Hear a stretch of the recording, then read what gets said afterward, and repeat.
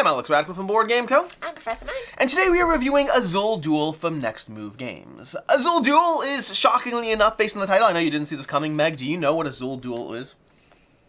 It's a dueling game about the color blue. For 4 players. What? No, for 2 players. This is a 2-player version of Azul. This is a 2-player version of Azul. That's all I'm doing. Was that a joke? I'm just trying to get to the point that Azul Duel is fairly self-explanatory with all the duel games that are out there. Speaking of which, somehow we messed it up. Do you want to see a list of like the top 10 2-player versions of a non-2-player game list? Do you want to see that? Because Meg wants to do that. Duel. We should do a duel list, and it's only 2. The top 2. Ooh, what if we do like a bracket where we duel about our top duel games and like convince each other? We should do a bracket. We should do a bracket. Or something. Let's duel the duel games. Those of you who are here for Azul Duel, I'm sorry for this, but nonetheless, Azul Duel is a 2-player version. Is a 2-player version of Azul. If you're not familiar with Azul, it is very popular. There's way too many versions of it already. This is the newest version of it that specifically is designed for 2 players. Fun fact for you before we even get into this, Azul is my favorite way to play Azul is as a 2-player game. So I'll have all kinds of thoughts when we get to the review to see like if I already like Azul Pest at 2 players, is this doing anything interesting at all? We'll see. But let's start with how the game plays. Timestamps down below. Azul Duel is going to play across 5 rounds. Not until you finish a row, as typical Azul is, but rather you're going to have 5 rounds of play. In each round, you're going to be drafting various tiles that will be going onto your player board, and then from your player board onto your display area over here. To that end, a few general notes as far as what happens. Let's just go through a little bit of rounds so you can kind of see, oh, this is set up. I need to move things over. I didn't move things over yet. You didn't we gotta do that. score? We gotta do this. We gotta clear those rows. This is all stuff that'll make sense shortly. I'll go ahead and draft some tiles just to show you what a turn looks like. Because on a turn, do you have any like points? Points. So for right now, what you're going to do is you're going to be doing one of a few possible actions. We also need to set up these over here if you want to grab those. But what you can do is you can take all the tiles. You can take all the tiles of one color from any one board in the sun section. You'll see there's a sun section and a moon section. So we can go ahead and take all the tiles of one color. In my case, I'm going to go ahead and grab these 2 yellows over here. And as soon as I take those yellows, I put them into any row that is either blank or has yellow. I cannot put them into a row that has another color. Then I'll take all the pieces I did not take and line them up along the edge. This is where the size of the tile matters. Smaller tiles, you're going to stack the tiles you didn't take. On the larger tile, you line them all up. And Meg, do you want to go ahead and take some tiles? Yeah, while I put these out? Just to show you guys even a bit of like the choices that you're presented with in Azul, there are these 3 browns, which is absolutely great. And that would fill up this bottom area for me. But something else that something else that could also happen is that Alex only needs 1 yellow and I only need 1 yellow. Now taking from here would force you to take 2 yellow, meaning that you would result in negative tiles. So if I were to take these 2, I would put 1 here, put 1 here, and then I would be able to stack these how I want. Now something that's very cool about Azul Duel, which is new, is that you are stacking those tiles, and where these are grouped as 2, normally both of us would have to take 2 to be able to take yellow. But if I did choose to take a different color, maybe putting this up here, I would be able to stack them, and now I'm able to take a single yellow from that same exact area. So that's something that's really, really cool, that you're able to kind of like twist how you think about things and start stacking stuff that has similar colors to be able to get just one of it. And to that end, what I'm going to do is I'm going to go and continue. We'll take a few turns so you can get an example of all the options you have. I'm going to take that 1 yellow right now. There's not actually a rush. I'm not playing strategically right now, but I'm taking that yellow. Yeah. But go ahead, to you. Because to be fair, this 3 brown is fantastic. Getting 3 when you're in a 4 batch is almost always worth it. So I will take those now because that's going to complete my bottom row. And my last move was not strategic, but this one will be. Knowing that Meg wants that yellow, I'll take this yellow, denying it her, and putting it on this row. Right, but now is a good time to call out that there's nowhere for me to put this yellow. I have 2 spots over here that are surprisingly enough not yellow, which means I can't get this out. The good news is I will fix that on my turn. Meg, to you. So something that I'm just going to tell you guys, because it's going to come out, is that you have these little half circles. Now you start drafting those once the tile is completely empty, which I might try to force pretty soon, because I have half of a yellow. And if I can get another yellow half, I'm able to apply that when scoring to make it my 3rd yellow that I need without having to worry about what Alex took. But I still need to find that other half in there. And it might not exist. I mean, it exists somewhere in the game. It may not be in the current ones that are out here. Yeah. Now, another thing that you're able to do on your turn, besides drafting these tiles, is that you're also placing these, and that's how you're able to put the other things into play. So I think I'm going to take one of those now, because that's my best bet, because I did put a dark blue up here in the top, and I want to be able to score that this round. So let's take this one, because it also gives me a wild, and we'll put my wild in the 2, which is harder, and that'll also score me points if I'm able to play that this round. And speaking of which, I'm going to do something similar over here. And actually, we did not reset this from the last round, but normally this is when you would place these to show that you did take one of those tiles. I'm going to take something similar because I mentioned last turn. I'm going to find a place to put my yellow because you're creating the sideboard as you go. I'm going to mark that, and now I've able to place I've put a place where my yellow can slide over in the slotting phase, which granted we haven't told you about yet. To your move. All right, I think my best bet. I kind of, I don't know overthink it. We're just teaching the game. That's true. So I would be able to take this red, and this red. Yep. And I think I'm going to put them just down here in the bottom, but now let's see if I'm able to uncover yellow. Now, normally Alex wouldn't know my strategy, so I'm not sure if he would know to go for like that right now. Yeah, I would have no idea. No idea. I don't play this game cutthroatly at all. From there, I'll go ahead and take another turn, and I think, honestly, at this point, well, we'll do one more thing, and you'll see how things play out.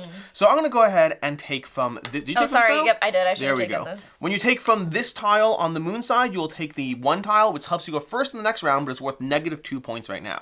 I'm going to go ahead and specifically stack this. I'm going to grab this, putting it over here. You don't and want then that stack, one? Actually, 1 second. You're right. I want this one. I'm going to take that okay. one over there and then stack these like so. And now it's your turn.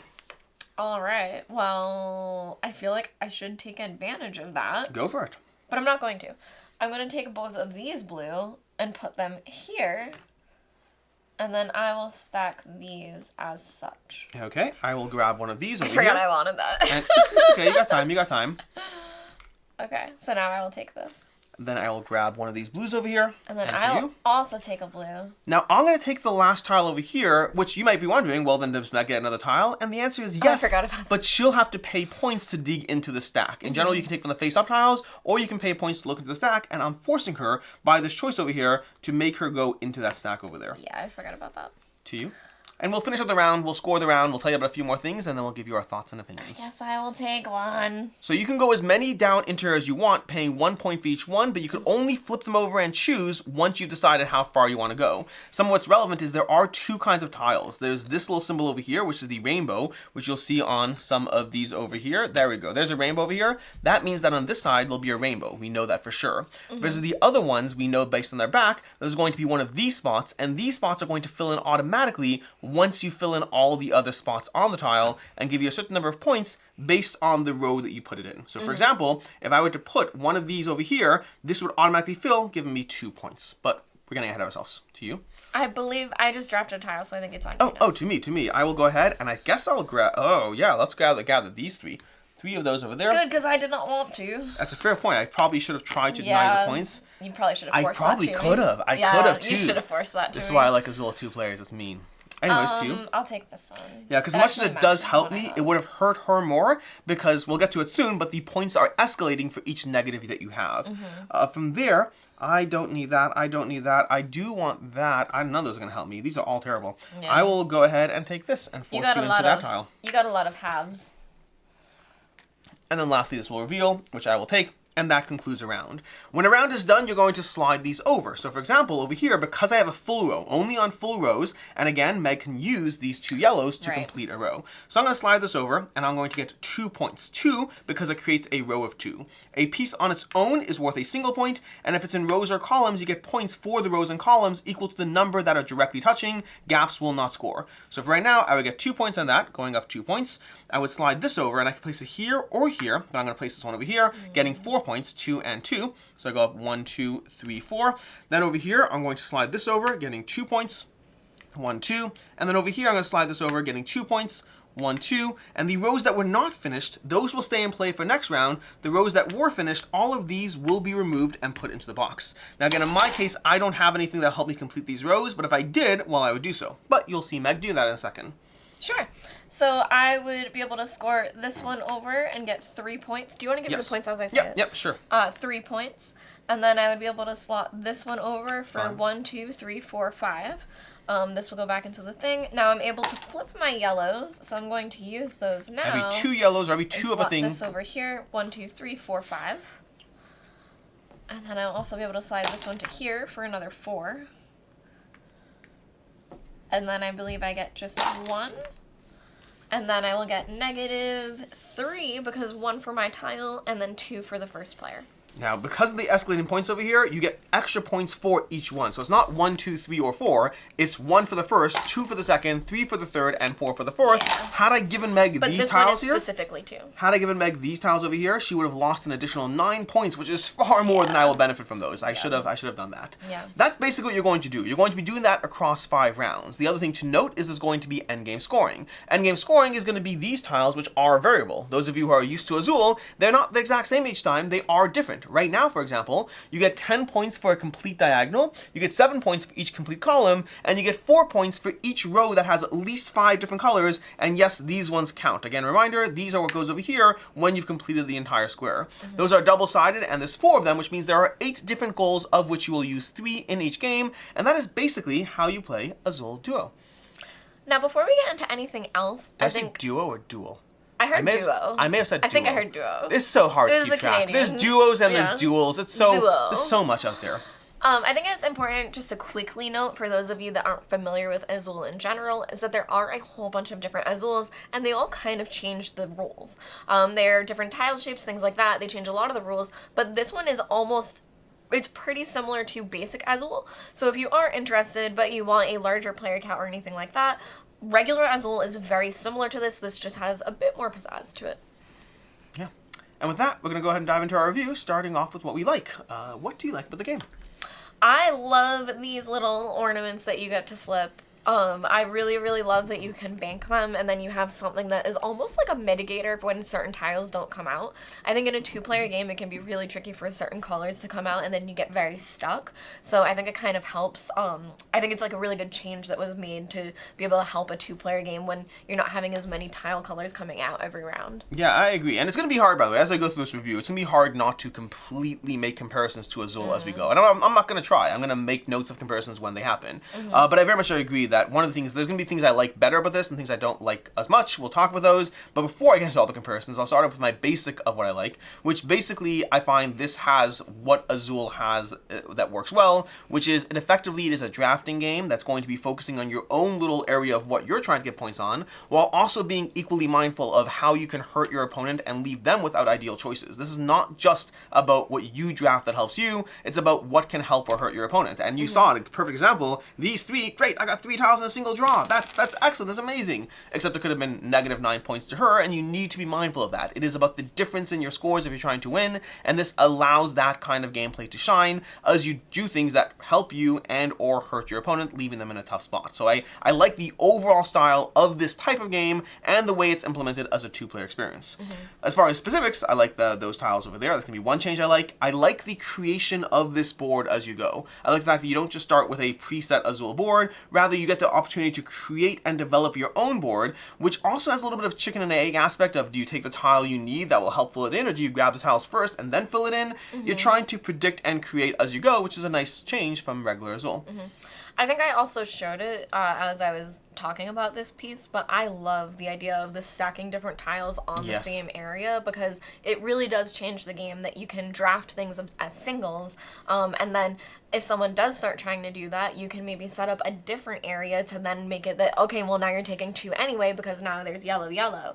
So I think it's just a very cool way to really change the game and add another layer of strategy. It just adds strategy without adding complication. There's more mitigation between these tokens, between the aspect you mentioned, between these little spots over here where you can fill something in for free, and the rainbow spots. There tends to be a bit more mitigation going on in the experience, which just gives you tools to utilize even while you're trying to be cutthroat and mean. For me, the other thing I really want to focus on is I love the variety of goals and the differences in the goals in each game. Having different goals will change your experience as far as how you play and what you're going for, and I like the fact that, again, 3 out of 8 goals gives you a high degree of variance to the combination of things you're going for, as opposed to when I play typical Azul, I know the general patterns of, okay, I need columns, I need rows, and I need the same color. Done, plain simple. This gives you much more shifts in the way you're going to be trying to construct your board based on the goals, and I like that variety. My final thing, which is specifically for this game, but also for the whole Azul family, if you're not familiar with it, these tiles are so well made. They're very fun. They're very fun to play with. They're all patterned, or they're not all patterned, but I'm disappointed they're that these patterned aren't. On the front and the back for the ones that do have a pattern. Yeah, yeah, that's fair. So, yeah, it is really well made that if you can see it and if you have never felt them or experienced them in person, it is very well made. it's a nice tactile feel to them. Oh, and also something that I specifically sometimes try to mention, but for a small box game, this is retailing at I think like a little under $28. So again, shout out to something that's affordable that is really well made. Yeah. As far as things you don't like in the game. So for me, as a huge fan of this game, and as someone who's used to being able to accomplish a lot, the biggest issue I had with this game is that it gives you such a big board and you do not fill it. I think that there are times when you can play regular Azul that you can almost fill it, or you get very close. You know, there are things like the diagonals that you get like extra points for getting 5 of every color, and it's very achievable. Whereas in this game, I do think you can do some of the things, like 1 diagonal and stuff like that. But I do think, you know, you never really fill your board, so then you never have that sense of beauty at the end of looking at the thing that you created and crafted. So for me, that was the one piece that felt missing, that hey, I might be a bad player. Like, you guys might be able to do it. It might be just me, but I think when it's specifically 2 players, the amount that comes out, yeah, I think that you really can't do a ton on the board. It looks good, but not great compared to the other Azul games. Yeah, that's literally my only complaint. My only complaint is the sense, and I understand reasons partially, even just the way these boards are created. If you want to have a 2x2 tile, you can either go down to 4x4 or 6x6. You don't really have a lot of agency if you're going with this construct over here. But reasons why it exists aside, my only complaint is it feels like you get a lot less done. You have to get 6 in the bottom row, no longer 5. 5 was already ambitious. Forget that. You have to get 6 to get to the bottom row. And it does change the way you play this game, where you have to mentally get out of the mindset of, I'm going to get 75% of my board done. No, It's not about that. It's about how can you optimize your score, but it changes the way you play it. Your first few games of Azul Duel, you might not work with as much cohesion because you think you're getting certain levels of quantity done that you won't. And so you really have to pull back from that. You don't have to complete every row. You don't have to complete every column. Sometimes there's reasons to because of goals, but you got to change your approach to it and be comfortable with getting a lot less done. That was my only complaint about the game as well. The slightly, like I wish the game was 6 rounds. Make it 6 rounds. Make it so that I can get a drop more done to accommodate the larger board. Even make it an option. I don't care. I'll make these boards double-sided so I have an option of playing a 6-round game in case you want to keep the game shorter. That was my only complaint, and I do wish they had that 6th round. Yeah. Yeah, and for me, the only other thing, which I could see other people not liking as well, is I do really love the graphic design of this. I love the sun and moon thing. I think it looks so beautiful. But the tiles, I love also the tiles, but they're tiles and tiles, so it's hard to say that. But the cardboard tiles that have the printing on them, it just does not look the same, I guess, and it's very like faded and muted a bit, that like this top color is that tile, those two are the same. So I think that I kind of had a hard time with between the black and the dark blue on these tiles. So I think these tiles are great. Acrylic tiles, awesome. These tiles just a bit hard to read. Yeah, and specifically, at least speaking for myself, I found that to only be an issue with the purple versus the dark blue. I forgot about it because once you get past your first games, you can reacclimate yourself once you get past your first games. But the first few times playing this, that was definitely an issue where I didn't fully realize what was happening color-wise. As far as final thoughts, where are you on this? So for me, I didn't hit on it when you did but I love drafting games. I really do. I think drafting is so clever and fun, and what you're able to do and how you manipulate, again, not only what you're taking, but what other people are taking. So for me, drafting is just something I really, really gravitate toward. So I am rating this at a 4.0, which I think is where I would rate the majority of my Azul experiences. Not to like say this right now, but Regular Azul is also on BGA, so that's something that you're able to try if you want to be able to try the regular version. I do highly recommend either this or that, depending on what you get and where you're able to pick it up. I think it's a very clean drafting game that it gives a very good experience. It's very easy to reset, and it's also, this version is something that you could take places as well, that I think it's very, modular, that you can move it around and have your player board in front of you and kind of play it anywhere. So I think it's a very, very solid choice, and I think it's also a very good gateway game to get people into gaming. But for me, I think I've just moved on to games with a bit more crunch at this point. Yeah, for me, I'm coming in as a 4 at a 4 as well. I'm coming in at a 4 as well. And again, similarly, I think most of my Azul, that's not true actually. No, Azul base would be at that level for me. Some of the Azuls are different places. Yeah. But either way, I'm coming at a 4 out of 5. I very much enjoy this. To me, this is like one of the questions, and it's actually, we'll get into that as well. One of the questions kind of is like, what is this adding? If Azul is best at 2 players, in my opinion, not necessarily everyone's opinion, and this is giving you the best way to play Azul, but with less flexibility to play at higher player counts, is this like adding enough? Is it different enough? Are there enough things going on? And I don't know about you, for me the answer is yes. While the core structure feels the most reminiscent of Azul, I do think the changes, even though there are a lot of small changes, I think they add up to a game that gives you a lot more mitigation and flexibility. And I really like the layering of the board. Again, past that higher count aspect, I like the layering of the board to be able to build it as you go. I like that aspect. I like the mitigation. I like the variable goals. So for me, this is a good variation of base Azul. I'm coming in at the same score because I get a very similar experience out of it, but I do think those tweaks are good. I like those tweaks. I do think it's a fantastic gateway game, and I think regular Azul and then stepping up to this to add an extra level of strategy to get people into gaming, I think it's a very, very good choice. Not just that, but I do find Azul is most cutthroat at 2 players. At 3 and 4, it's a little bit more about your engine and not about how you hurt your opponent. And especially if you're looking at it as a gateway game, don't get me wrong, I think as a gateway game, most people are going to focus on their own thing first anyway, so I don't think it's that much of an issue. But yeah, I think if you're looking at this as a gateway, I would recommend base Azul. If you want that next level, I would recommend this. Which do you prefer? I don't know. I think I would need more time with it. I think I like the mechanics better in this. I like round over round, but I prefer my finished thing at the end. So I think I get a better sense of accomplishment at the end of regular Azul, but I have a better time playing during this. Yeah, I think I'm coming in this one a bit preferred just because of the small tweaks around 2 player, but it definitely is close, and I could see that changing.